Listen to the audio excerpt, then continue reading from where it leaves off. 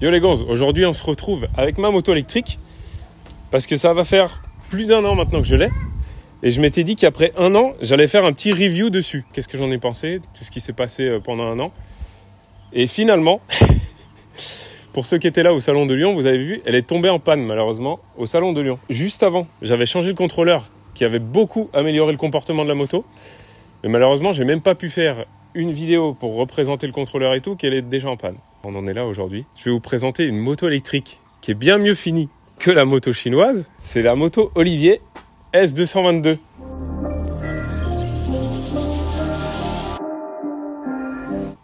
Qui est sur le même concept. Pour ceux qui avaient vu la vidéo de Hugo Pro, vous êtes beaucoup à m'avoir envoyé le lien pour que je vois ça, parce que c'est aussi une moto électrique à boîte de vitesse et embrayage manuel, mécanique. Mais comme vous pouvez le voir, c'est une autre finition, parce que c'est des motos qui sont fabriquées en Suisse, assemblées ici, par toi-même. Oui. Bon alors aujourd'hui on est en compagnie de Olivier. Salut. Ça va? Ça va et toi?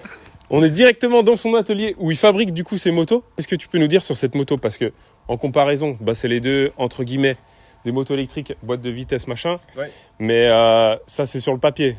Dans la réalité, elles n'ont rien à voir. Dans la réalité, on a un vrai châssis en alu fait par Honda. On a des batteries qu'on fait nous-mêmes en CNC, qu'on assemble ici, qu'on soude nous-mêmes, avec des batteries internes qui sont fabriquées en Corée et puis pas en Chine. Le moteur, on le fait nous-mêmes en France par Keep Motion. Les boîtes, on les assemble nous-mêmes. C'est de la boîte CRF avec du primaire secondaire CRF. Et puis, on a un ensemble qui a été conçu et développé pour fonctionner tout ensemble, quoi. Ouais, c'est ça la grosse différence avec... par exemple, on a un embrayage hydraulique, Brembo. Le récepteur, c'est un Aberson. On a de la vraie chaîne DID, des amortisseurs Fast Act dernière génération. C'est pas le même niveau de finition. Voilà, en fait, moi, c'est ça que je me dis. C'est que sur le papier, en théorie, elles font... Toi, tu m'as dit, elle fait 11 kW nominal. 11 kW, 35 en pic. Voilà. Alors, ça, j'ai pas compris ce que c'est. Peut-être tu vas pouvoir nous dire la différence entre nominal et en pic. 11 kW nominal, c'est 30 minutes non-stop. Ok. Ça veut dire que sur la longueur, sur un bond avec un frein, tu arrives à tenir ça pendant 30 minutes. Ok. L'avantage de l'électrique, c'est que tu as un gros pic. Ouais. C'est le truc qui t'envoie au début. Et ça, c'est le pic. Et ça, c'est la puissance maxi, mais qui est en instantané. Mais en instantané, ça dure 2-3 secondes. Ouais. Ça dure jamais plus. Et du coup, c'est pas mesurable. Enfin, c'est pas quelque chose que tu peux mettre dans une vraie norme. Donc, du coup, les 11 kW, c'est ce que tu peux vraiment faire pendant 30 minutes. Ouais. Si tu es sur un col tout le long. Mais si tu es tout le temps en reprise, typiquement avec une boîte, c'est ce que tu as. Ouais. C'est tout le temps dans la puissance, quoi. Tout le temps dans la puissance, en fait. C'est ça que la grosse différence. Ok. Parce que du coup, moi, ça fait 1 an que j'ai la moto électrique.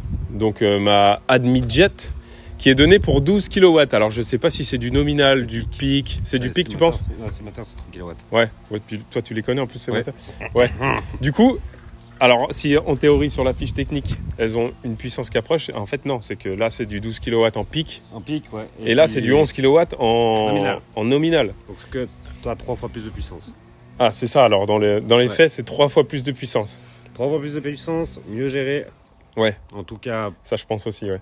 Plus progressif. Ouais. Par contre, du coup, ça implique qu'elle est un petit peu plus lourde. Ouais.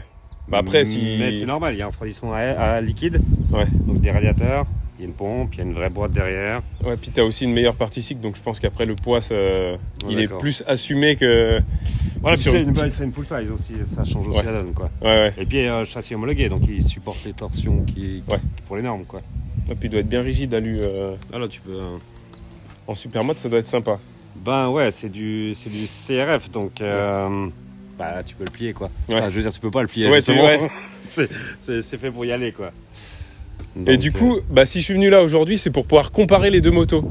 Parce que si, en théorie, quelqu'un comme moi qui connaît pas à fond l'électrique, il se dirait c'est la même bécane, au moins on va pouvoir tester, voir les vraies différences qu'il y a entre les deux motos. Ce qui est dommage, c'est qu'elle est en panne. Ça aurait été cool de pouvoir essayer les deux vraiment, que même toi tu puisses l'essayer. De la réparer. Ouais. Alors si avec tes mains de magique tu arrives à faire quelque chose avec ma chinoiserie, ça serait un miracle déjà. Mais aujourd'hui, voilà, je vais tester cette moto et comme ça je pourrais vraiment voir la différence qu'il y a.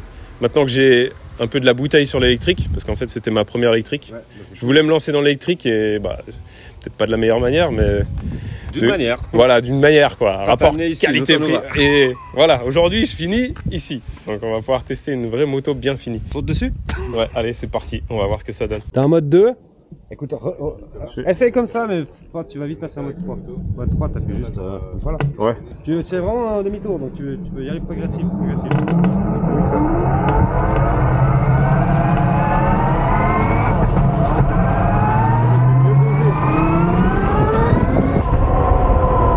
Ça n'a rien à voir.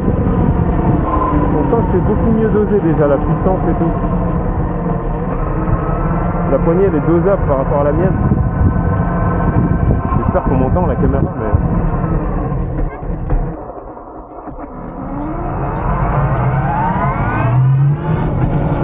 Déjà la première est utilisable, contrairement à ma bécane.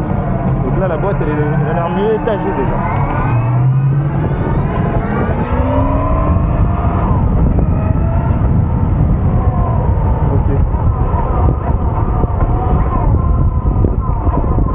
Comportement ça ressemble plus à la KTM, on voit que la courbe elle a été lissée pour pas être violente quoi. Mais quand tu ouvres ça marche quand même. Alors ça n'a rien à voir. L'embrayage, la boîte, il n'y a rien qui fait des à-coups en fait, tout est lisse.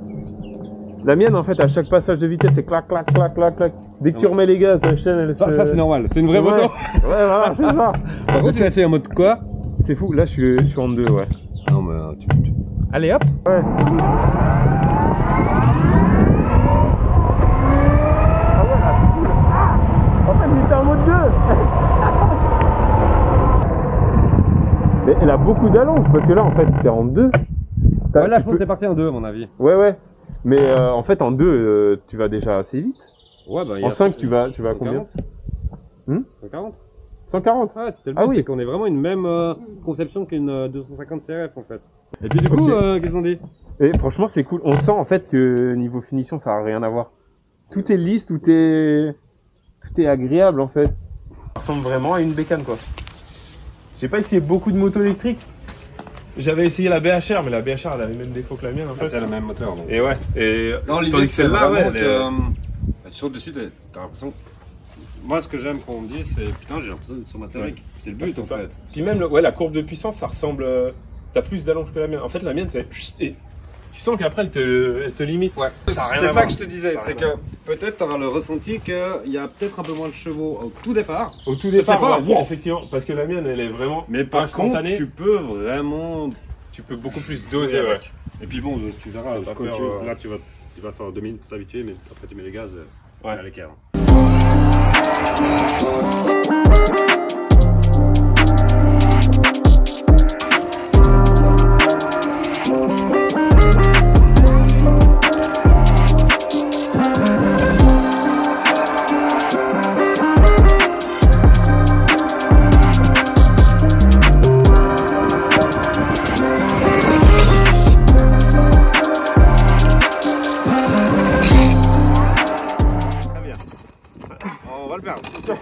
Voilà les gars, on est revenu du ride et franchement c'est hyper cool à rouler. Bon le spot il était peut-être pas optimal pour tester à 100% la machine parce qu'il était petit, un peu en pente.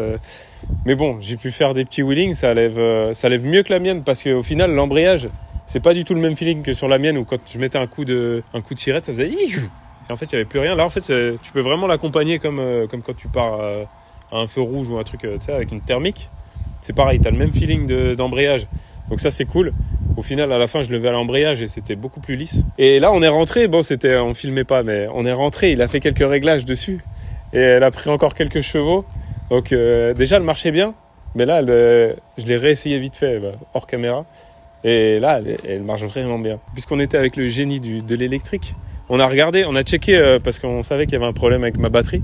Donc on l'a ouvert et au final c'était pas le BMS qui était foutu, c'était vraiment la batterie. On l'a vraiment sorti de sa coque la batterie et en fait c'est 2 blocs de 48 volts pour faire les 72 ou les 72 comme on dit ici. Ces 2 blocs et en fait les 2 blocs ils sont reliés juste par un bout d'aluminium de vraiment 1 mm qui fait la connexion entre les deux et c'est lui qui était rompu et c'est pour ça qu'il n'y avait plus du tout de jus dans la batterie.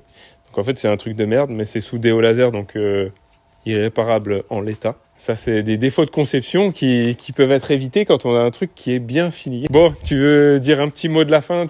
Non, bah merci beaucoup d'être venu, c'est ouais, cool. Bah c'était cool, hein, je suis vraiment content que tu aies eu du plaisir. Ouais, franchement, ça fait plaisir, cool. Puis d'avoir un bon retour. Ouais. Alors, on a pu la régler. Ouais. On a changé le moteur hier, hein. C'est pour ça qu'on a réglé. C'est vrai que j'ai pas dit, on était dans le rush. Avec plus de couple.